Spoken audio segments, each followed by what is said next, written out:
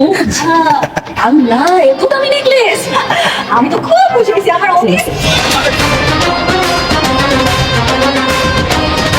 একটা না একটা উপায় ঠিকই বাবু, আর তো কিছুদিন আমাদের সন্তান আসসালামু আলাইকুম। ওয়ালাইকুম আসসালাম। কেমন আছেন আপনি? ভালো, আপনার সাথে আরো অনেক খুশি হলাম। ঠিক আছে, তোকে যেমন থাপ্পড় মেরেছে তুইও পাল্টা থাপ্পড় দিয়ে দে, ব্যাস। বুঝতে দিতাম স্বামী তাই না, আমি তোকে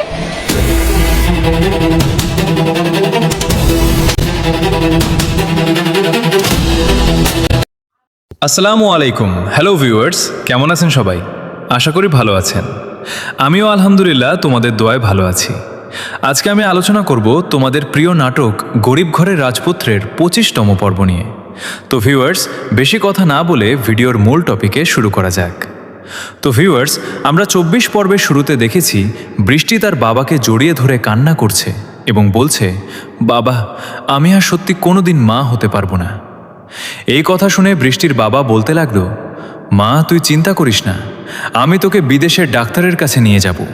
তখন বৃষ্টি বলল, বাবা, অনিককে আমি কষ্ট দিতে পারবো না। সে যদি এই কথা জানতে পারে তবে সে অনেক কষ্ট পাবে। এদিকে বৃষ্টি ও তার বাবা অনিক একটি বাসায় গিয়েছে। তখনই হলো ঝামেলা। সেখানে সোফায় বসা মেয়েটি অনিককে দেখে ক্ষেপে গেল, কারণ মেয়েটি আগে অনিককে থাপ্পড় দিয়েছিল। তখন মেয়েটি উঠে এসে সবার সামনে অনিককে অপমান করল এবং বলতে লাগলো, বাবা, এই ছেলেটি সেদিন আমাকে থাপ্পড় মেরেছিল। তখন বৃষ্টির বাবা অনিককে জিজ্ঞেস করল, ও যেটা বলছে তা কি সত্যি? তখন অনিক বলল, হ্যাঁ। হঠাৎ করে মেয়েটি বলল, আমাকে ও একটা থাপ্পড় দিয়েছিল, আমিও একটা থাপ্পড় দেব।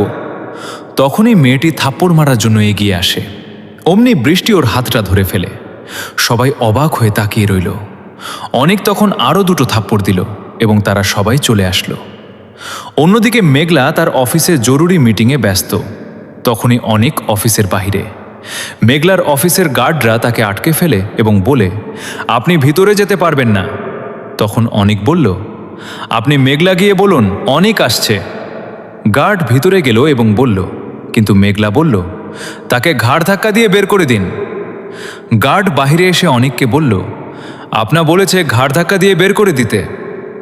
এই কথা শুনে অনিক বিষণ্ণ হয়ে গেল এবং অনিক মেঘলাকে কল করলো আর বলছে, তোমার অনেক অহংকার বেড়ে গেছে। কিছুক্ষণ পর মেঘলা ও তার অফিসের ম্যানেজার বাহিরে আসলো এবং বলছে, সারিমা গ্রুপের মালিক, তার তো অহংকার থাকবেই। তখনই অনেক অবাক হয়ে গেল। ভিডিওটি ভালো লাগলে অবশ্যই লাইক, কমেন্ট এবং শেয়ার করো। আর এমন আরও দারুণ দারুণ রিভিউ পেতে এখনই চ্যানেলটি সাবস্ক্রাইব করে পাশে থাকা বেল আইকনটি অন করে দাও। আর তোমাদের মতামত জানাতে কমেন্ট করো। তোমাদের কি মনে হয়, মেঘলা কি সত্যিই বদলে গেছে?